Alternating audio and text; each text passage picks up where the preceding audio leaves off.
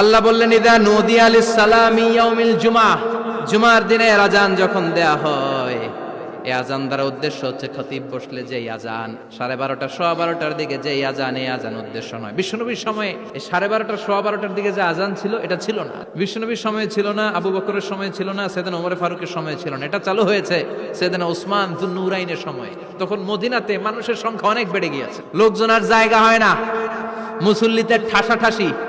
উনি ঘোষণা দিলেন সুকে জাওরা, জাওরা নামক বিশাল একটা বাজার আছে, ঘোষণা দিলেন এখন থেকে ওই জায়গায় জুমার নামাজ হবে।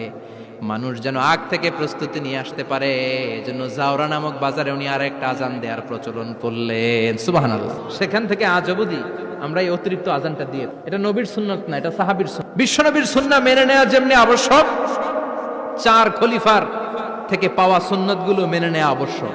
বিশ্বনবী বললেন আলাইকুম বিসুন্নতি ওয়া সুন্নাতিল খুলাফায়ে রাশিদিন আল মাহদিয়িন, আমার সুন্নাত ধরবা, হেদায়েত প্রাপ্ত 4 খলিফার সুন্নাত ধরবা। কেমনে ধরবা?